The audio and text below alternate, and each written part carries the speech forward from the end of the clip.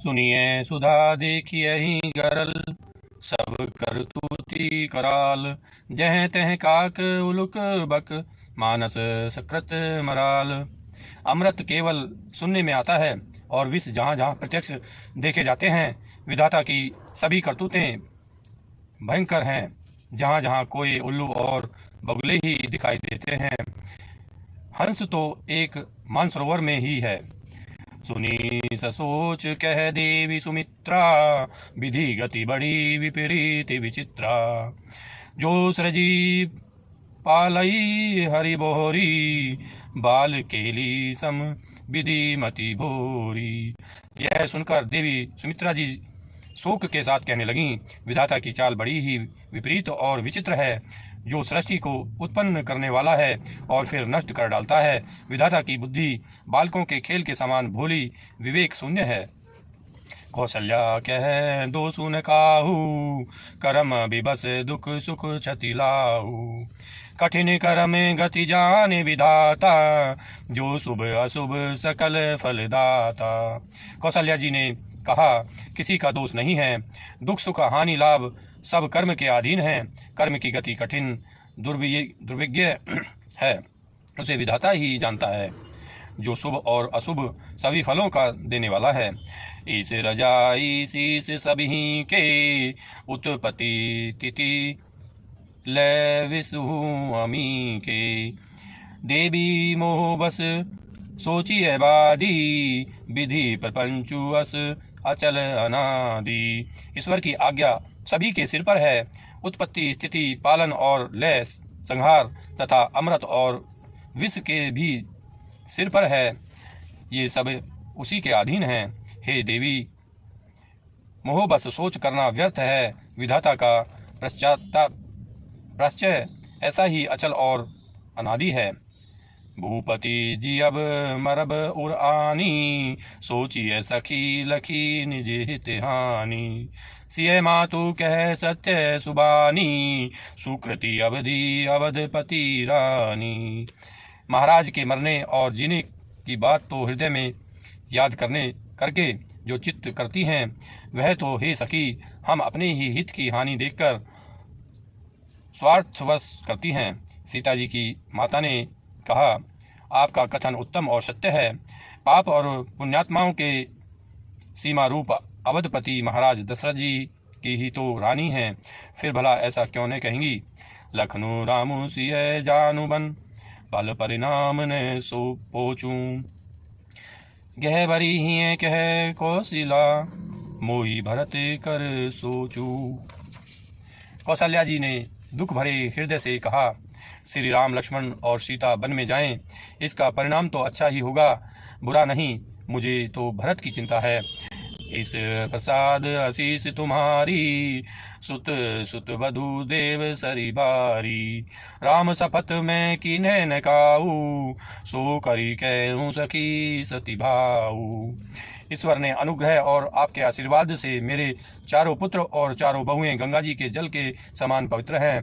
हे सखी, मैंने कभी श्री राम की सौगंध नहीं की, सो आज श्री राम की शपथ करके सत्य भाव से कहती हूँ। भरतशील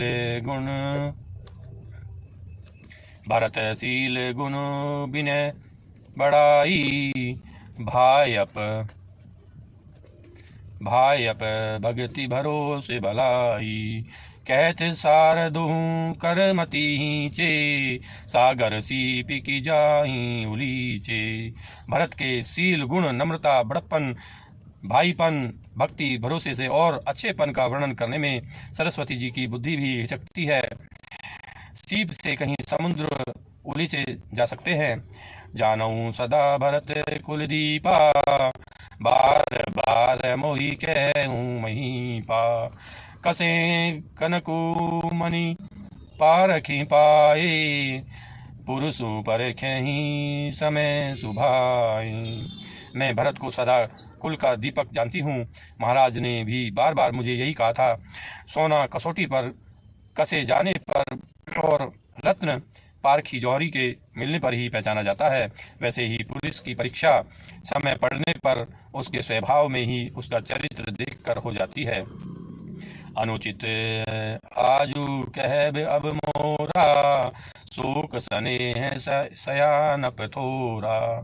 सुनी सुरसरी सम पावनी बानी, भई स्नेह बिकल सब रानी। किंतु आज मेरा ऐसा कहना भी अनुचित है। शोक और स्नेह में सियानापन विवेक कम हो जाता है। लोग कहेंगे कि मैं स्नेहवश भरत की बड़ाई कर रही हूँ। कौशल्या जी की गंगा जी के समान पवित्र करने वाली वाणी सुनकर सब रानियां स्नेह के मारे विकल हो उठीं। कौशल्या कह धीर धरी, सुनो देवी मिथिलेसी, को विवेक निधि बल्लभ ही, तुम्हें ही सकई उपदेसी। कौशल्या जी ने फिर धीरज धरकर कहा, हे देवी मिथिलेश्वरी, सुनिए, ज्ञान के भंडार श्री जनक जी की प्रिया आपको कौन उपदेश दे सकता है। रानी राय सन अवसर पाई, अपनी भांति कहवे समझाई। रखियहि लखनु भरत गवनहि बन, जो यह मत माने महीप मन। हे रानी, मौका पाकर आप राजा को अपनी ओर से जहाँ तक हो सके समझाकर कहिएगा कि लक्ष्मण को घर रख लिया जाए और भरत वन को जाएं। यदि यह राय राजा के मन में ठीक जच जाए तो भल जतनु करब सुविचारी, मोरे सोचु भरत कर भारी। मूढ़ स्नेह भरत मन माही, रहे नीक मोहि लागत नाही। तो भली भांति खूब विचार कर ऐसा यत्न करें। मुझे भरत का अत्यधिक सोच है। भरत के मन में गूढ़ प्रेम है। उनके घर रहने में मुझे भलाई नहीं जान पड़ती। यह डर लगता है कि उनके प्राणों को कोई भय न हो जाए। लखी सुभाऊ सुनी सरल सुबानी, सब भई मगन करुण रस रानी। नभ प्रसून झरी धन्य धन्य धुनी, शिथिल स्नेह सिद्ध जोगी मुनि। कौशल्य जी का स्वभाव देखकर और उनकी सरल और उत्तम वाणी को सुनकर सब रानियां करुण रस में निमग्न हो गईं। आकाश से पुष्प वर्षा की झड़ी लग गई और धन्य धन्य की ध्वनि होने लगी। सिद्ध योगी और मुनि स्नेह से शिथिल हो गए। सबू रनिवासु बिथ की लखी रहेऊ, तब धरि धीर सुमित्रा कहेऊ। देवी दंड जुग जामनि बीती, राम मातु सुनी उठी सप्रीति। सारा रनिवास देखकर थकित रह गया, निस्तब्ध हो गया। तब सुमित्रा जी ने धीरज धर के कहा कि हे देवी, 2 घड़ी रात बीत गई है। यह सुनकर श्री राम जी की माता कौशल्या जी प्रेम पूर्वक उठी। बेगी पाऊ धारिय थल ही कह सने सती भाई, हमरे तो अब इस गति के मिथिलेश सहाय। और प्रेम सहित सद्भाव से बोली, अब आप शीघ्र डेरे को पधारिए। हमारे तो अब ईश्वर ही गति हैं अथवा मिथिलेश्वर जनक जी सहायक हैं। लखी सने सुनी बचन विनीता, जनक प्रिया गह गाए पुनीता। जनक प्रिय गह पाए पुनीता, देवी उचित असी विनय तुम्हारी, दशरथ घिरनी राम महतारी। कौशल्या जी के प्रेम को देखकर और उनके विनम्र वचनों को सुनकर जनक जी की प्रिय पत्नी ने उनके पवित्र चरण पकड़ लिए और कहा, हे देवी, आप राजा दशरथ जी की रानी और श्री राम जी की माता हैं। आपकी ऐसी नम्रता उचित ही है। प्रभु अपने नीचु आदरहि, अग्नि धूप गिरि सिर तिनु धरहि। सेवकु राउ करम बन बानी, सदा सहाय महेशु भवानी। प्रभु अपने नीच जनों का भी आदर करते हैं। अग्नि धुएं को और पर्वत तृण घास को अपने सिर पर धारण करते हैं। हमारे राजा तो कर्म मन और वाणी से आपके सेवक हैं और सदा सहायक तो श्री महादेव पार्वती जी हैं। रउरे अंग जोगु जग को है, दीप सहाय की दिन कर सो है। राम जाई बनु करी सुर काजू, अचल अवधपुर 157 रुपये। करहि राजू। 100 आपका सहायक होने योग्य जगत में कौन है? दीपक सूर्य की सहायता करने जाकर कहीं शोभा पा सकता है। श्री रामचंद्र जी वन में जाकर देवताओं का कार्य करके अवधपुरी में अचल राज्य करेंगे। अमर नाग नर राम बहुबल सुख बिसहि अपने अपने थल। यह सब जाग बल के कही राखा देवी ने होई मुधा मुनि भाषा। देवता नाग और मनुष्य सब श्री रामचंद्र जी की भुजाओं के बल पर अपने अपने स्थानों लोकों में सुखपूर्वक बसेंगे। यह सब याज्ञवल्क्य मुनि ने पहले ही से कह रखा है। हे देवी, मुनि का कथन व्यर्थ झूठा नहीं हो सकता। अस कही पग परी पे में अति सिय हित विनय सुनाई। सिय समेत सिय मातु तब चली सुहाय सुपाई।